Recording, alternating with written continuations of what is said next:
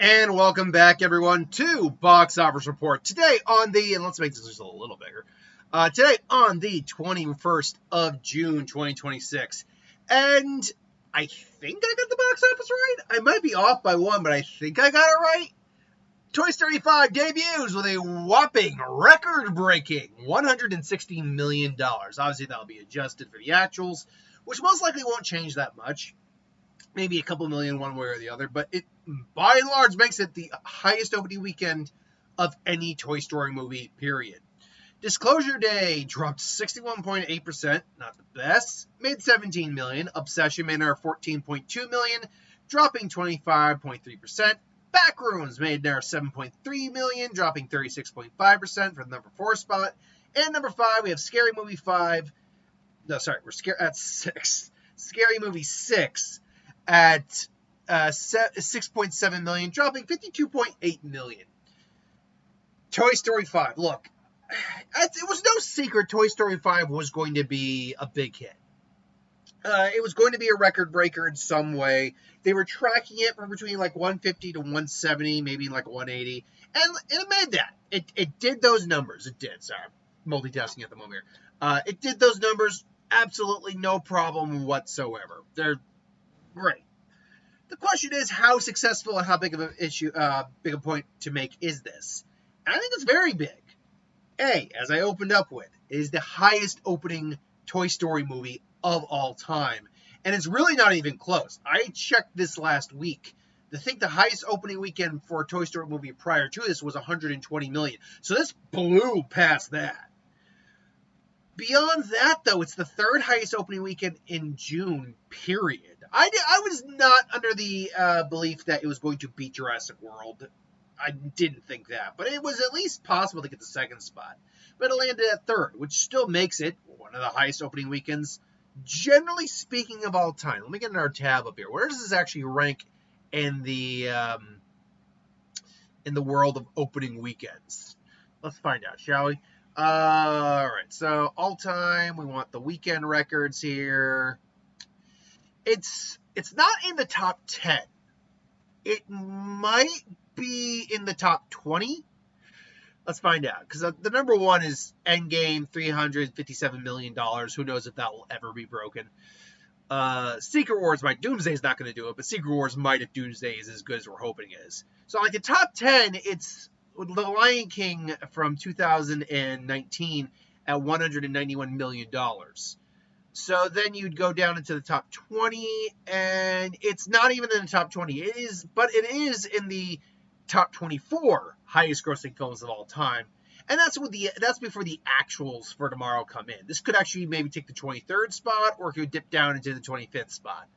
Either way, it is in the top percentile of all opening films of all time. Keep in mind, we live in this world today where there's over 1 million films that exist and continue to grow. So to be in the top 25-ish, 24 to 25 of them, is nothing short of miraculous. The other thing to note is this is a franchise that is 40 years old. No, 30 years old. 30 years old. Because, I mean, Toy Story's been around since 1996, if I remember the year correctly. And let me double check that real quick to be sure I'm not blowing smoke out everyone's ass. Toy Story. The first original Toy Story debuted in 1995. Actually, it's even older. It's 31 years old. And you can actually see it right here that 1995, and 1999. 4-year gap. Okay, sure. Then a full 11-year gap between Toy Story 2 and Toy Story 3. Then a 9-year gap, and then a 7-year gap. These are sizable gaps for a franchise, all things considered. But that lies the beauty of the Toy Story franchise, is that they take their time with these movies, and they don't make them unless they have a good idea. If we get a Toy Story 6, which is entirely possible we could, this one's clearly going to make a lot of money, it wouldn't be for another 5 or 6 years at least, because they they want a good story to go along with it. And the quality of the film speaks to it. I think the quality of the film, more than anything else, is going to really bring in the legs. for this film. This was going to have some really strong legs on it for at least a few weeks. For at least the next week, because then you're going to get Minions, which is the next big animated film on the block. And then these two are going to be duking it out for the long term until Spider-Man comes out. Not an animated film, but a film that a lot of people are going to take their kids to see because it's Spider-Man. And then Moana comes out. So actually, I mentioned last week, it's a murderer's row between June and July this year for movies. But it's also, it begs the question, will there be enough to go around business-wise for these types of movies? Because these are specific types of movies. But, I mean, the quality of the movie doesn't truly speak to why it opened so big. I think it's because, A, solid marketing, trailers are good, but B, and most importantly, the nostalgia. The people who watched Toy Story growing up, like myself, are, I mean, I'm in my mid-30s. You're talking about people not just in their mid-30s, but probably in their early 40s. They have kids. And, I mean, honestly, you could make an argument depending on how old you are. If you're into, let's say, your early 50s, because I would imagine, say you were born 80s, saw this, you were 15, still like it at age 15, no doubt. So then if you're born in 80, so you're now hitting your 50s. I mean, depending on the situation, as long as everyone was responsible, you could have grandkids now. So could. To any of my viewers who are in their 50s, could.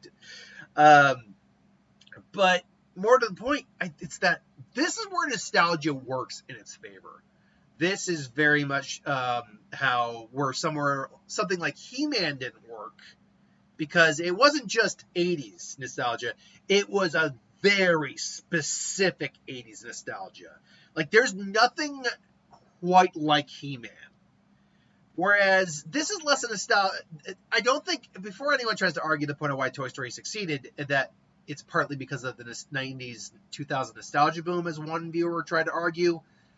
I don't believe there is a 90s nostalgia, and the 2000 nostalgia boom. There's not enough films that have come out that are evidence of that. If we had, like, say, 10 movies in the last 3 to 4 years that kind of are like that, you could make a firm argument, but there just aren't. And while Toy Story did start in the 90s, its nostalgia isn't a 90s or 2000 nostalgia. Its nostalgia is a franchise nostalgia. It's a franchise that has continually just pumped out good movies, wholesome movies, family, kid movies, that, like, it's the works. So Toy Story is a juggernaut of a franchise. It really is. It's a good question. How much has the entire franchise to date made? The original Toy Story went on to make a grand total of $401 million, which back then was actually a lot more. The next Toy Story went on to make about $497 million, which is about $898 altogether. Toy Story 3 went on to make $1,067 million. So now you're getting into the big numbers. Now you're getting into your, it's about a $1.9 billion plus franchise. And then the last Toy Story also made just over $1 billion, actually made a little bit more. So you're looking at a franchise that, when you add it all together, actually equals right now, just with 4 films, $3 billion. This one, if it holds the same trajectory the others did with the highest opening weekend of the franchise, it will certainly add on an extra $1 billion. I don't think it's out of the realm of, I don't think it's in the realm of insanity to say this one, at the very minimum, is a $1 billion potential film. Easy. Highest opening weekend of the year thus far. Last 2 ones made $1 billion. They kind of only just crossed over the $1 billion. They didn't do it like Super Mario Galaxy did, where it was by the skin of its teeth. They firmly crossed over. But, I mean, if this has the same legs and trajectory the last one did, good night, man. Good night. And you know what? It's going to be good counter-programming a little bit for Supergirl. Because it's kind of, I feel like, the Alvin and the Chipmunks Star Wars scenario, although nowhere near as poignant as that one. Because the reason that worked, and like people would go to Alvin and the Chipmunks instead, take the kids there, is because there was no seats for Star Wars. Here, Supergirl's not tracking anywhere near a big a weekend, but it could work in both their favors a little bit. Anyway, though, it's fantastic. It's also great for the box office health. I mean, we're now getting to pre-pandemic numbers again. This weekend alone, if you just look at, no joke, the top 4, That's over $200 million in just the top 4 alone.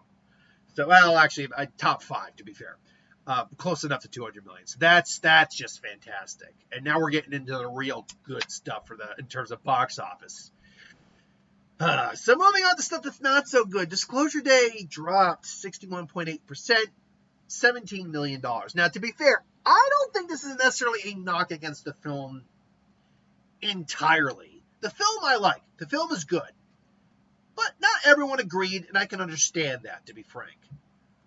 However, it did go up against Toy Story in its opening week versus its second week. So for it to only take a 61.8% drop, it's actually not that bad. What isn't good, though, is the fact that it didn't open to a number that 61 wouldn't. What's the best way to it? It didn't open on a number that if it took a 61.8% drop, it would still be okay. It only opened to $44.5 million, which is not the best. Again, based on the fact that it's only got like a $115 million budget, probably actually really didn't have a huge marketing budget. I mean, solid, but not like everywhere. Probably round this all the way up to $300 million is what it's got to make to break even when you factor in marketing and its overall budget. Maybe even a little bit less. At 160, it's not doing that right now. Now, it could still have other international markets it needs to open up in. I don't know that for a fact. But if I were just judging it on this number, I think I said, let's wait to see what next week's number is for this to see if it's going to be bad or not. I think I said if it's next week comes and it's under a certain number, then I'm going to be concerned. And I think this is on the cusp of that. I think I said 170 is where I'd be concerned. Because I think it opened on 44 and then opened on 80 something altogether worldwide. So honestly, it doubled its relative amount in the second week. But it is under my projected number. Not by a lot, but it is under. So am I now saying crisis mode right now? Let's give it another week or two. Let's give it at least till the end of June first and the first week of July. If it isn't, say, at least at 250 by those 2 weeks, then you can call it. Honestly, if it's not even you know what? If it's not even over 200 next week, that's when I'll call it. And you might say, well, you're changing what you said. I'm adjusting what I said. There's a slight difference. But admittedly, yeah, sometimes I'll change it based on this. 160, though, when you have to make another 140, and I still don't know what the rest of the international is going to look like, that's debatable. As it stands, though, it's not looking good. So why didn't Disclosure Day really resonate? Why isn't it taking off? Half a dozen different answers. I think, admittedly, people are kind of over another Steven Spielberg alien film. I mean, how many does he have now? E.T., Close Encounters, I believe it's the War of the Worlds. So there's that. B, the marketing. I mean, the marketing was good, was fine, good even. But I'll admit, I don't know if I can say the marketing really captured my ooh, what's going to happen? No, I mean, it's Disclosure Day. It's it's aliens, we know that, and they're going to disclose it because it's Disclosure Day. It's just you know what? That might also have hurt its long term because I'm when you're really watching the movie, thinking on it, even though I'm enjoying the ride, it really is just, it's Disclosure Day where it's all going to be disclosed. We know it's going to get disclosed. So why are we focusing so much on this fact? I don't know. I don't know. So yeah, I think maybe that hurts long-term viewing as well. But then again, there's also just people who didn't like it. I mean, you gotta face it. I gotta be honest about it. If I bring up the box office right now, Rotten Tomatoes right now, where does Disclosure Day currently stand? Because last I knew it had good reviews. Not mind-blowing reviews. Let's see here. Disclosure Day stood at 80%, which is a good look. If I made a movie on any amount of money and it was 80%, I'd call that a win for me. But only 71% of the audience, which is still a positive amount of people, yes. but not a number you want for repeat viewings. Honestly, if you want repeat viewing numbers, your verified audience score, and that is verified, it's people who actually went to see the movie in theater and then gave their takes. You've got to hit at least an 85 or up, at least, because the audience is where the money comes from. So it doesn't really matter in the long term what the critical score is. It's more just to get the critical score is more what the critics, the people who get paid to do this and give their honest opinions say. But for the audience member, it's more just a guideline for what you could interpret from it. And really, it's just up for you to make your own opinion.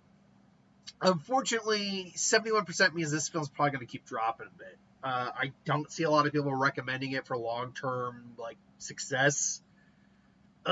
This is going to be rough. This is going to be a rough go, I think, for this film. A film that's not having a rough go, it's having the very opposite, is Obsession, which dropped 25.3%, made $14.2 million, and currently stands at $333 million. It currently stands as the 7th highest grossing film of the year thus far. Now, that's going to be completely overshadowed by a huge amount of films this year. But keep in mind, this is a film that was only made on at most $1 million. It's probably maybe $5 million in marketing. I don't know what the actual marketing is. I'll figure that out later. But even if we do $5 million, I mean, we're looking at a film that also did a lot of viral marketing online, so that helped. But you're looking at a film that, man, made bank. It made bank. And we've gone over the success of this film ad nauseum at this point. But we don't normally see films make this kind of profit, make well over 200% of their money back kind of profit. So it is a good thing to see. It gives you, first off, it gives hope for independent filmmakers who actually to branch out and actually get into bigger filmmaking. It also is just kind of telling of a little bit of the demographic of moviegoers today, because from what I understand, this spoke very much like the Gen Z crowd. Same with a little bit of the backrooms too. I think apparently Gen Z might be very big horror fans, or very big horror fans, I guess, which at least helps that genre out. And they're making up a vast majority of the movie-going crowd right now. At least Gen Z to millennials to maybe Gen A. They're like the big ones. Anyone over that are a very small percentage still. Which sucks. But, my dad is at most seeing 2 movies this year. We saw Mandalorian and Grogu. We enjoyed it. And he wants to see The Odyssey. That's really it for him. Yeah, I mean, it's at least good to know that the movie theaters, the movie-going industry can at least kind of have a method of recovery since the pandemic, which is really what a lot of these years have been, is playing catch-up. But, I mean, look, we can keep hemming and hawing about the success of Obsession all day long. And we probably will as it keeps climbing over new milestones. But it's just astounding to see a film like this do this well.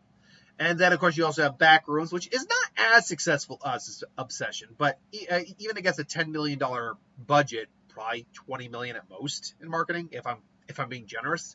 You're looking at a film that only had $45 million. It made $272 million.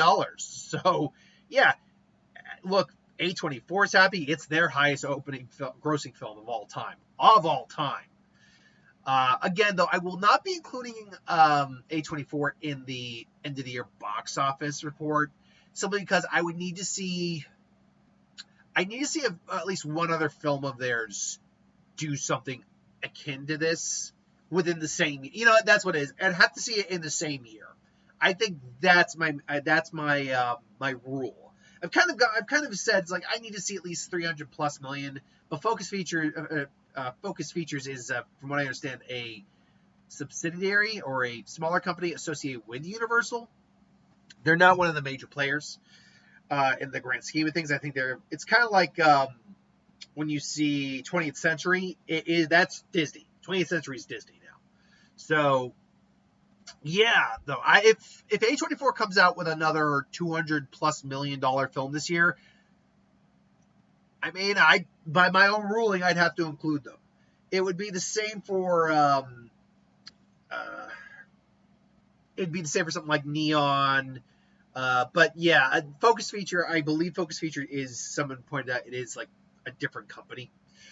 Like Amazon, for example, Amazon had a 600, but again, it also depends on how much you make, right? If only one film comes out and makes like a decent amount of money, that's normally wouldn't include it. But if you're like Project Hail Mary, where it made almost $700 million, well, then I'm going to have to reconsider that notion and be like, no, when you have a movie that comes out and makes that much, I have to add you in there now. Speaking of which, talking about a movie that made a lot more than I thought. Scary Movie 6 came out and just, I mean, it took a huge drop last week, a rough drop. But then it took an okay drop this week, like 50 some odd million. It's weird. The second weekend drop is usually the most crucial one, but once you get into like the third, fourth, fifth weeks, those preceding weeks, if a film actually starts to gain legs, it actually will take smaller drops in those weeks than it usually did in the second week, which is weird. But look, it's now crossed the $200 million mark. I still don't believe it's the highest grossing scary movie, if I'm not mistaken. I think that was the second one. Scary movie. What's your favorite scary movie? Let's see. The first scary movie, it was it the first one or the second one? No, it's the first one. It's the highest grossing one. That's right. $278 million. It's not even close to that. It's not gonna get to that because the next highest gross, now I think it's the second highest grossing one, because Scary Movie 2 made a significant amount less, but still made money enough to make a third one. Third one I think made more. It did make more, 220. So actually it's the third highest grossing right now, 220. Fourth one did not make as much. It made 178. Still made a decent amount. And then the fifth one came out. It still managed. That one took a huge nosedive. Still, though, it was only made on $20 million, made 78, so you have to assume it made some money. But I think that's why, apart from the fact that it took forever to get all the original cast back, you had a 13-year gap between the fifth and the sixth one. Because really, what happened? You had smash hit with the first one, 2000. 1 year later, you get the second one. Makes a significant amount less. So you take a few years. Scary Movie 3 comes out. And I do actually think the first three are the best three. At some point, I probably will see the sixth one. I just am not going to go out of my way right now to go to the theaters for it. But then you have a 2-year gap between that one. Then you have a 3-year gap for the fourth one. And then you have a 7-year gap. And that might actually indicate at least a little bit why the fifth one, apart from the fact the fifth one is terrible. Absolutely terrible. Like, even the fourth one has some stuff I can laugh at. Because at least you still got Cindy in there. You still got Regina Hall in there. You still got Kevin Hart and the guy from Blackish, I can't remember his name, from the third movie in there. You still got them. So there's at least something, jokes with them I like, and a couple jokes I actually really enjoyed.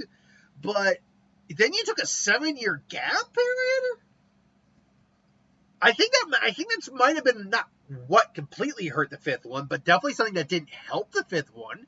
Because the thing is, these things have to be topical, right? Scary Movie is not topical. It's like it's talking about hard-hitting issues, but topical in the sense that it has to be it has to be relevant. That's the word I'm looking for.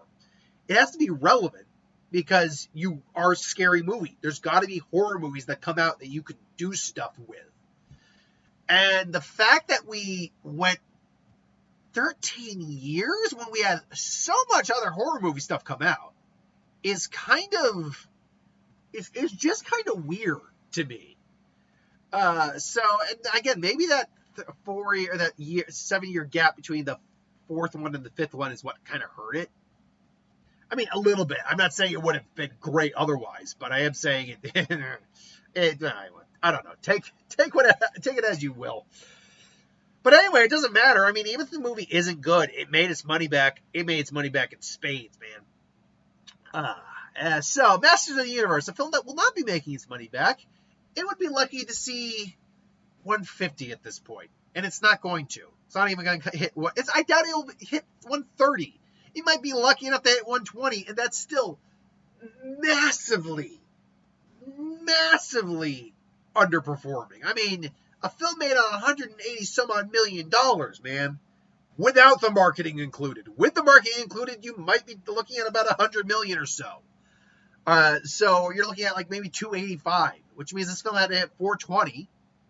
You take the third out right now, just round up to 102, and you're looking at a film that at best is 70 million.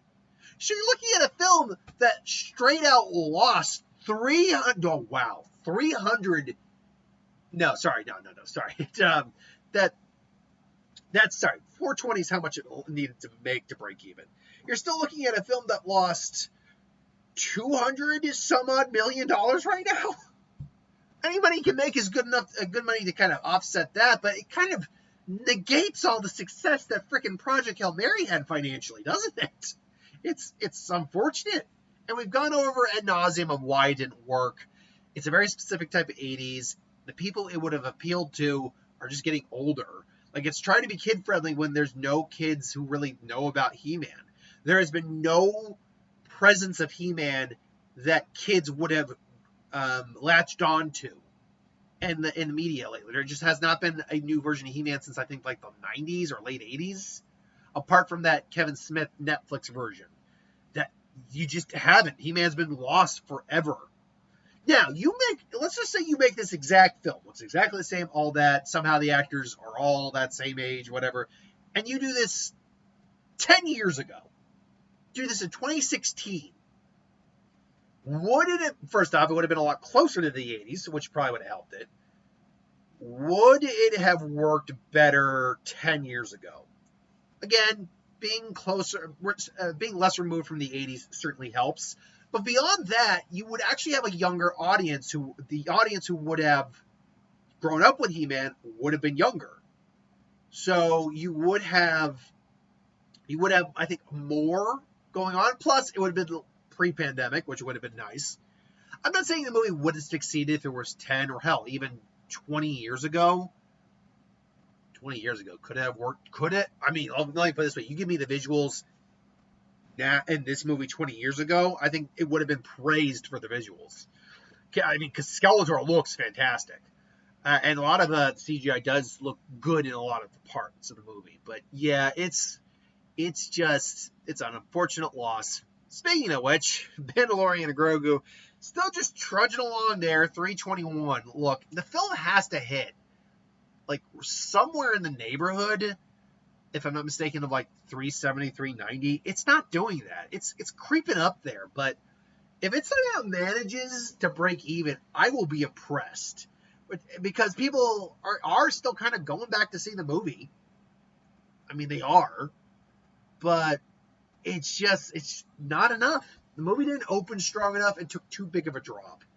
If the movie had, say, opened to 100 million, maybe we could be having a different argument here, because that's already an extra 20 million or 19 million added on to this. So that would have been 340 right there, and then the drop-offs would not have been severe. So the film, if it had opened at 100 million, would have, but still took the drops it took, would probably be, and that would mean that the day-to-day would probably be a little higher. It'd probably be over 400, which means it probably would have broken even. But unfortunately, we're just living in a world where no one was really asking for that. This particular Star Wars movie, it was coming off of a lackluster season 3 for a show that not everyone watches. And the movie itself I like, but it just feels like another season of the show scrunched down. It sucks. Leviticus debuts at 2.7 million. Death of Robin Hood debuts at also 2.6 million. There's nothing really to talk about with those.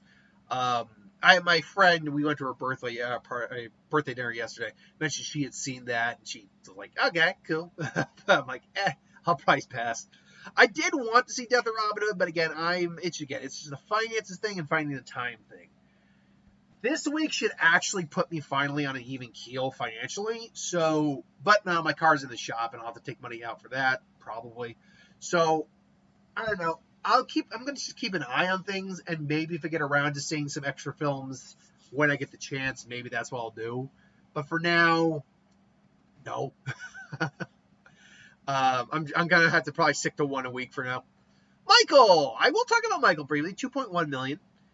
Hey, look, it took another little bit of a international bump. 959.6. So, I mean, we might as well just round up to 960. 40 million to go.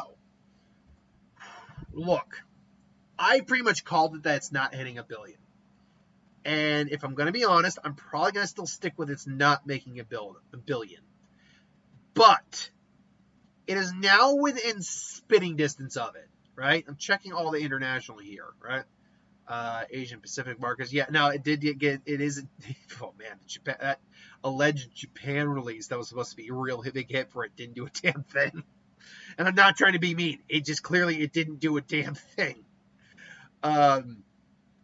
Same in Russia. I don't think it's going to hit $1 billion. I don't. It's still got 40 million to go, basically. But, I mean, look, is it inconceivable, as Vicini would say, that it could do it? I mean, it's in its 9th week. It'll probably hang around, and it's down to 14. That's the other problem, too. It's now lost. It lost 822 screens this week alone.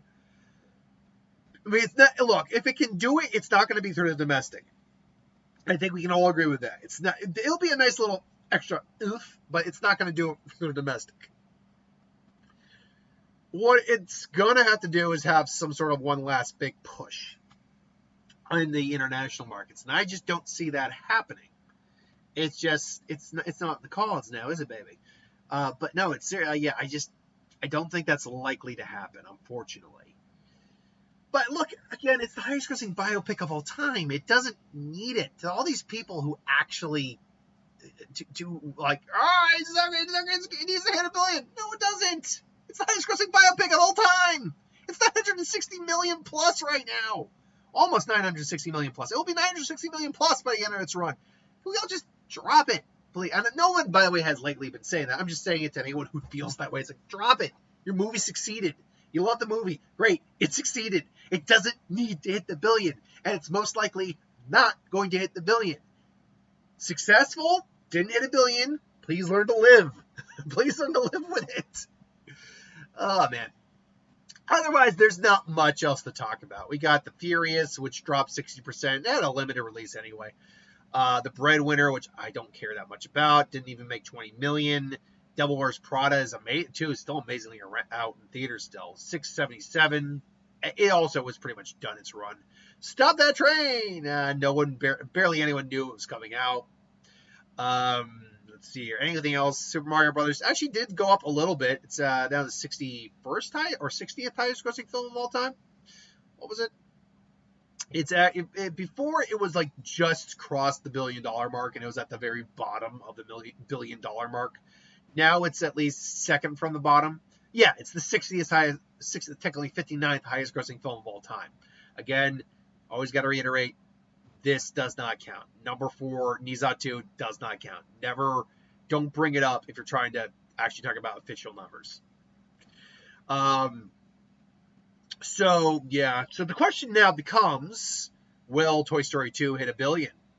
My gut says yes. Then will Minions hit $1 billion? Because you got to include Minions, because I got it right here. The last several Despicable Me's either crossed $1 billion or came close. I mean, 2 of these freaking made $900 and some odd million. How many in the Minions films? I think 2 of the Minions films. Despicable Me 3 made over $1 billion. Let's see here. There's the 2 Toy Stories. Where is Minions? One of the Minions, the original Minions, made $1 billion. $1.159 to be precise. Now, that being said, Minions 2, I think we've done Minions. How many Minions? Like Minions. Minions and more, too. Cute. Minions: The Rise of Gru. Oh, no, those are actually different. Okay. There's Minions, which is the one that's the official $1 billion one.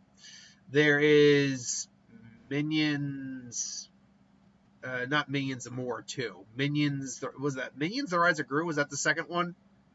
I could have sworn this is the fourth one, not the third one. Okay, I guess Rise of Gru was the second one, and that made $940 million. And now I got the new one coming out. So, well, hold on here. 1 second here. No, yeah, Minions are, okay, yeah, these are little shorts that came out with it. What did they make? Absolutely nothing. That's maybe being a little cruel, but, like, seriously, did not make anything. Yeah, no, look, again, the film Millions, not Minions. Look, the film at least has the potential to be $1 billion. So does I was going to say Oppenheimer. So does Odyssey. So does Moana. So does Spider-Man. Literally 4 different $1 billion potential films opening up in July, and they're all going to be duking it out with each other. Beyond that, though, what other? You know what? Let's just take a quick rundown. First off, what are my predictions for next week? Let's get that out of the way first. We have Supergirl and Jackass, both opening in wide release. This is interesting because normally when a superhero film comes out, I would normally say it's guaranteed to be the first, to be the number one at the box office of its, at least its opening week. Like Spider-Man is going to be the number one at its box office. It's tracking for 200 plus right now. Doomsday will be number one at the box office. Don't know about Clayface, but that's a niche one. Look, there's a real possibility this film is not number one, just because Toy Story could very likely take a 50% or less drop, which puts it over 80 million, which then puts it over what the projections for Supergirl actually are. So if I'm going to be honest, I'm going to see Toy Story 5 is still number one next week. Then I'll say Supergirl. Then I'll say Jackass. I'll then go Obsession. And then I'll say Disclosure Day. That's going to be my prediction for next week. But now let's actually just quickly, and we're going to end things off with let's go over the year in film, shall we? Okay, so going to Movie Insider for what the remainder of the year is looking like. Let's see here. What are our potential $1 billion films right now? And I got a question about this lined up in my Q&A, so I'll probably address it there as well. Moana, potential $1 billion, definitely. The Odyssey, potential $1 billion. Minions, potential $1 billion. Spider-Man, guaranteed $1 billion. Potential $2 billion. August has, as far as I know, August has never had $1 billion film ever. They've had some good openers, but never $1 billion. And I don't see anything in this, quite frankly, that would be $1 billion film. What about September? Some fun stuff coming out, but nothing that looks like it's going to be $1 billion film. And then, so, okay, what about October? I mean, we've got clearly Clayface and Street Fighter are our next, but no. Cat in the Hat, look, I don't think it will, but there's a possibility. Bright, colorful kid, people still read Dr. Seuss books to their kids. I don't think it will, but I can't, in good conscience, not include it. Doomsday, that's a guaranteed $1 billion, leaning to $2 billion film. Jumanji Open World. The other ones never made it to $1 billion, but some of them got close. The first one got close. I'd say it's at least worth an honorable mention. And I wouldn't say Dune 3 will, just because it's also got to go up against Doomsday. But yeah. Crawlers, what the hell is that? It's a horror movie. I'm guessing it's some sort of creature feature when you use the word crawlers, like some sort of creepy crawly mutant bug. It's a spider. It's a bad spider, killer spider movie. Venomous spiders wrap. Okay, well, I don't know why crawlers is the name. It sounds more like something that crawls on the ground or something. Anyway, I digress. Thank you for watching. Hope you enjoyed. What did you think of this week's box office? Why do you think Toy Story 5 succeeded as well as it did? Why do you think Disclosure Day maybe isn't succeeding as well as it maybe should? Let me know in the comments below. Till then, thanks for watching. Hope you enjoyed. Like, comment, share, subscribe. See you next time.